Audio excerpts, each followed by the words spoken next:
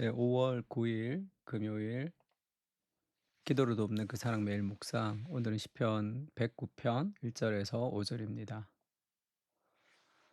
다윗의 시인데 다윗이 그렇게 기도하죠. 4절에 보면 이렇게 얘기합니다. 나는 사랑하나 그들은 도리어 나를 대적하니 나는 기도할 뿐이라. 그럴 때가 있죠. 인간관계 속에서 우리는 배신을 경험할 때가 있습니다. 근데 예전에는 어떤 배신을 경험할 때, 그러니까 저도 그렇게 생각한 적이 많았는데 '아 참 그 사람은 참 나쁘다. 신의가 없다.' 이렇게 생각했는데 지금은 조금 다른 것 같아요. 인간은 아무리 노력해도 자기 이익을 중요하게 생각하고 자기 이해관계를 중요하게 생각하기 때문에 원하든 원치 않든 다른 사람을 배신하고 자기도 배신하는 거죠. 그래서 인간의 노력을 가지고 우리는 약속을 지킬 수 없는 존재들입니다. 결혼의 언약도 마찬가지죠. 평생을 내가 그 사람을 사랑하기로 선택하고 결정했지만 인간의 결정으로 그렇게 사랑할 수 있는 게 아니잖아요. 내 마음에 들지 않으면 미워하게 되는 것이 인간의 본성입니다. 그래서 대인관계에 지금 배신과 아픔을 경험할 때 우리가 어떻게 해야 되는지 다윗이 알려주고 있습니다. 우정과 선의가 무너질 때가 있죠. 내가 찬양하는 하나님이여 잠잠하지 마옵소서. 하나님이 가만히 있는 것 같단 말이에요. 그들이 악한 입과 거짓된 입을 열어 나를 치며 속이는 혀로 내게 말하며 거짓말하는 거죠. 나를 속입니다. 또 미워하는 말로 나를 두르고 까닭 없이 나를 공격하였음이니이다. 내가 잘못한 일에 대한 비판도 아니고 사랑으로 충고하는 것도 아닌 그들이 나를 향해서 거짓된 메시지를 전하면서 이 가십거리로 만드는 그럴 때 굉장히 힘들죠. 그러니까 연예인들이 이런 댓글이나 이런 것들로도 막 자살을 하고 하는 것이 인간의 존엄성이 무너지는 거. 인간의 존재가 내가 좋은 사람이 되고 내가 나쁜 사람, 내가 형편없는 사람이 되고 싶은 사람이 어디 있습니까? 그것이 우리를 무너뜨리게 하고 그것이 가장 친한 친구일 때 더 큰 문제가 생기죠. 내가 우정으로 대했는데 그들이 증오와 거짓으로 나를 비난할 때 우리는 무너집니다. 이럴 때가 늘 있죠. 시편 55 편에는 이런 말씀이 있죠. 하나님을 경외하지 않습니다. 그러니까 그들은 변하지 아니하며 하나님을 경외하지 않기 때문에 20 절에 보면 그는 손을 들어 자기와 화목한 자를 치고 그의 언약을 배반하였도다. 이런 일이 많죠. 21 절에 아주 유명한 구절이죠. 그의 입은 우유 기름보다 미끄러우나 그의 마음은 전쟁이요 그의 말은 기름보다 유하나 실상은 뽑힌 칼이로다. 그의 입은 우유 기름보다 아주 미끄럽습니다. 근데 그 마음은 전쟁이죠. 시기와 질투와 그런 것을 가지고 나에게 웃고 있습니다. 그의 말은 기름보다 유하지만 실상은 뽑힌 칼이죠. 내 등에다 칼을 꼽는 그런 친한 친구로부터 우리가 가장 신뢰하는 사람으로부터 그런 배신을 경험할 때 인생이 굉장히 무너지죠. 그때 어떻게 해야 되느냐. 22 절로 그렇게 얘기합니다. "내 짐을 여호와께 맡기라. 그가 너를 붙들어 주실 것이다. 의인의 요동함을 영원히 허락하지 아니하시리로다." 인간을 향한 신뢰보다 하나님을 향한 신뢰가 더 깊을 때 우리는 흔들리지 않습니다. 사랑하는 배우자의 여러 가지 배신에도 우리가 낙심하지 않는 거죠. 사랑하는 부모님이 나에 대해서 그렇게 대할 때도 마찬가지입니다. 사랑하는 자녀들이 나에 대해서 그렇게 대할 때도 우리가 완전히 무너지지 않는 이유는 하나님이 우리를 붙들고 계시기 때문이죠. 또 이런 인간관계의 이 선의와 배신을 경험할 때 우리에게 위로가 되는 것은 예수님도 우리와 동일한 아픔을 겪으셨다는 거죠. 우리보다 더 큰 아픔을 겪으셨죠. 가장 사랑하는 제자, 3 년을 같이 먹고 자고 살았던 그 가장 사랑했던 제자 가롯 유다가 예수님을 팝니다. 예수께 입을 맞추려고 가까이 하는지라 이 입맞춤은 "예수가 이 사람이야. 잡아가."라는 그 죽음의 키스 같은 거죠. "유다야 네가 입맞춤으로 인자를 파느냐." 이렇게 얘기합니다. 그러니까 얼마나 기분 나빠요. 이 배신한 인간을 향한 분노가 극에 달하죠. 그래서 베드로 특히 주위 사람들이 "주여 우리가 칼로 치리이까." 이렇게 하게 그 잡으러 온 사람들. 그래서 베드로가 말고의 귀를 자릅니다. 그런 배신을 향한 악을 악으로 갚는 거죠. "칼로 일어난 자는 칼로 망한다." 예수님이 그렇게 얘기했습니다. 우리가 악을 악으로 갚는 것이 아니라 선으로 악을 이기는 지루하고 아주 힘든 과정을 거치는 거죠. 그러나 우리에게 위로가 되는 것은 예수님도 나와 같은 아픔을 겪으셨다는 것. 그 신이라는 존재가 내가 겪은 아픔을 이해하지 못하는 분이 아니라 동일하게 겪으셨다는 것이 우리에게 얼마나 위로가 되는지 모릅니다. 그리고 어떻게 해야 되죠? 모든 것을 다 아시는 하나님께 기도하는 거죠.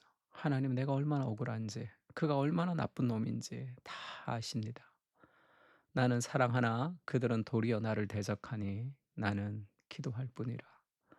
이것은 기도만 하고 아무 행동도 하지 말라는 뜻이 아닙니다.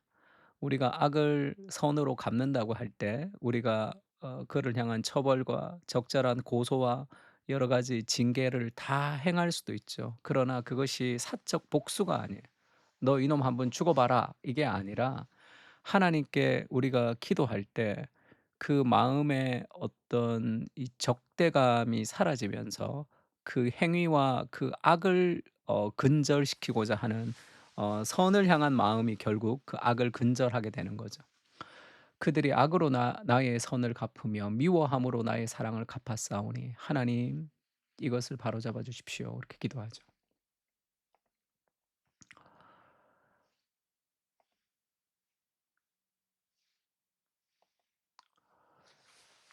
예수님이 가룟 유다의 배신을 할 때 이 시편을 인용하십니다. 이 성경에는 "내가 신뢰하여 내 떡을 나눠 먹던 나의 가까운 친구도 나를 대적하여 그의 발꿈치를 들었나이다." 발꿈치를 들었다는 것은 이 죽음의 키스를 얘기하기도 하지만 이 그 발꿈치를 들어서 이렇게 팍 이렇게 에, 깡통 캔 밟아 버리듯이 그렇게 밟는다는 거죠. 그러하오나 그 악은 승리하지 못합니다. 왜죠? 주 여호와여 내게 은혜를 베푸시고 나를 일으키사 내가 그들에게 보응하게 하옵소서. 내 원수가 나를 이기지 못하오니 주께서 나를 기뻐하시는 줄을 내가 알았나이다. 내 원수가 나를 이기지 못할 것이다라는 확신이 있는 거죠. 그들이 아무리 공격해도 원수의 그 공격에도 나는 넘어지지 않습니다. 왜냐하면 주님이 나를 기뻐하시는 거예요. 내가 주님의 기쁨입니다. 주께서 내 인생을 그 억울함에서 놔두지 않는 거죠. 주께서 나를 온전한 중에 붙드시고 영원히 주 앞에 세우시나이다. 흔들리지 않도록 하신다는 거죠. 그래서 우리가 기도할 필요가 있습니다. 로마서에는 내 사랑하는 자들아 너희가 친히 원수를 갚지 말고 하나님의 진노하심에 맡기라. 기록되었으되 원수 갚는 것은 내게 있으니 내가 갚으리라 주께서 말씀하시니라. 이것은 가만히 있으라는 뜻이 아니라는 말씀을 드렸습니다. 하나님께서 원수를 갚아주신다는 그 삶의 확신이 우리가 안정감을 가지고 그 일을 처리할 수 있는 용기를 준다는 거죠. 반드시 악은 패배하고 선은 승리하게 될 것입니다. 우리의 억울함이 누구 다 알아주지 않아도 하나님께서 아시는 거죠. 그리고 하나님께서 보이지 않지만 지금도 일하고 계시다는 것을 신뢰하면서 우리가 악을 대할 때 훨씬 더 건강한 방식으로 선으로 악을 이겨갈 수 있는 거죠. 예수님의 인생에 가룟 유다가 예수님을 배신했습니다. 예수님 그걸 아셨어요. 근데 요한복음 13장 1절에 이렇게 얘기합니다. 유월절 전에 예수께서 자기가 세상을 떠나 아버지께로 돌아가실 때가 이른 줄 아시고 세상에 있는 자기 사람들을 사랑하시되 끝까지 사랑하시니라. 예수님은 유다를 사랑했습니다. 유다를 용서했습니다.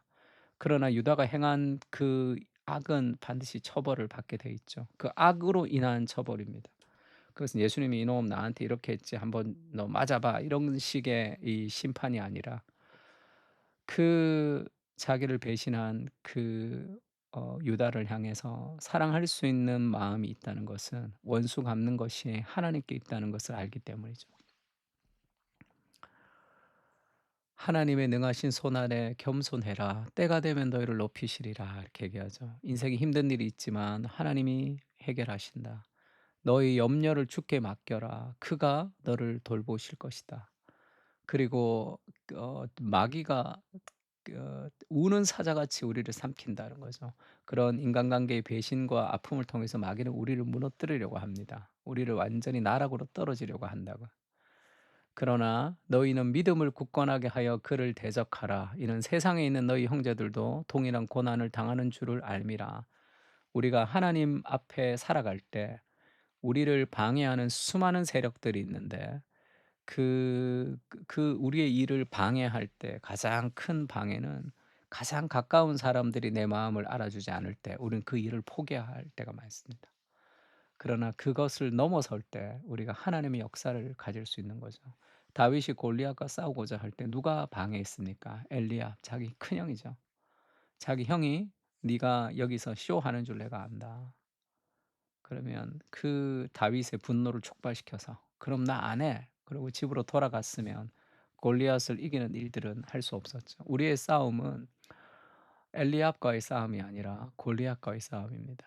모든 은혜는 하나님 곧 그리스도 안에서 너희를 부르사 자기의 영원한 영광에 들어가게 하시니가 잠깐 고난을 당한 너희를 친히 온전하게 하시며 굳건하게 하시며 강하게 하시며 터를 견고하게 하시리라. 아멘이죠.